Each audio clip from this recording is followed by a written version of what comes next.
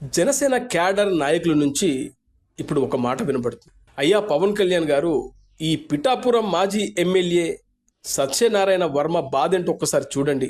ఆయన ఎప్పుడు ఏం మాట్లాడుతున్నాడో ఎవరికి అర్థం కావడం లేదు. పోనీ సమయం సందర్భం ఏమైనా ఉందా అంటే అదీ లేదు.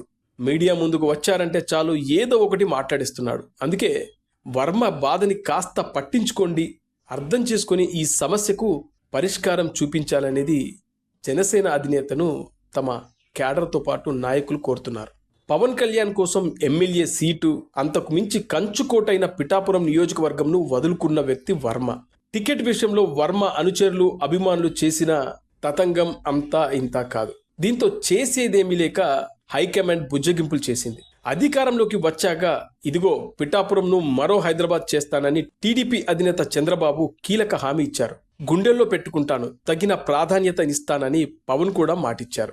ఈ క్రమంలోనే ఇదిగో మీరు మాట ఇచ్చిన విషయాన్ని గుర్తు చేయబోయి ఏదేదో మాట్లాడుతున్నారనేది మాత్రం స్పష్టంగా అర్థమవుతుంది. వాస్తవానికి పిఠాపురంలో కూటమి తరపున వ్యవహారాలన్నీ పవన్ కళ్యాణ్ సోదరుడు నాగబాబు చూసుకుంటున్నారు. అయితే ఇక్కడే సత్యనారాయణ వర్మకు గట్టిగా మండిపోతుంది. కనీసం నేను చేసిన త్యాగానికైనా నియోజకవర్గానికి ఇన్ఛార్జిగా కూడా పనికిరానా అనే బాధ గట్టిగా ఉన్నట్లు వర్మ మాటలను బట్టి చూస్తే మనకు అర్థమవుతుంది. అంతేకాదు, ఇటీవల వైసీపీకి గుడ్ బై చెప్పిన పిఠాపురం మాజీ ఎమ్మెల్యే పెండెం దొరబాబు త్వరలోనే జనసేన పార్టీ కండువా కప్పుకోబోతున్నాడు. అసలే కూటమి సర్కార్ తనను పట్టించుకోవట్లేదని, పదవి ఇవ్వలేదని కోపంతో ఉన్న ఆయన ఈ చేరికతో పుండు మీద కారం చల్లినట్లుగా అయ్యింది పరిస్థితి. తనకు ప్రత్యర్థి అయిన పెండెం దొరబాబును పార్టీలోకి ఎలా చేర్చుకుంటారు అన్నది ఇప్పుడు వర్మ ప్రశ్న. ఇదే తన అనుచర గణం బయటకు చెప్తున్న మాట.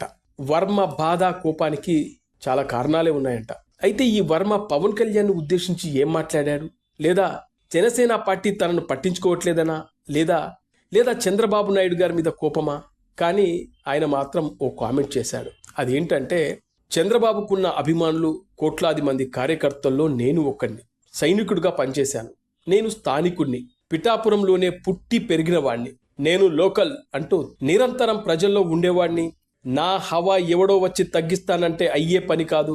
అధికారం ఉన్నా లేకున్నా ప్రజల్లోనే, ప్రజల కష్టాల్లోనే ఉంటానని ఈ మధ్యనే ప్రెస్ మీట్ పెట్టి మరీ గొంతు చించుకున్నాడు. అయితే మొత్తం వ్యవహారం చూస్తే ఈ కామెంట్స్ ఎవరిని ఉద్దేశించి చేశారు?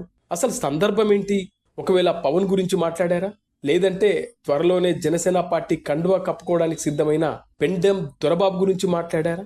తెలియదు, కానీ గట్టిగానే తన ఫ్రస్ట్రేషన్ని బయటపెట్టాడు.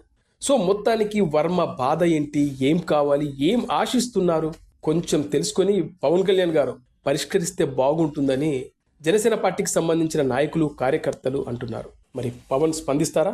Wait and see.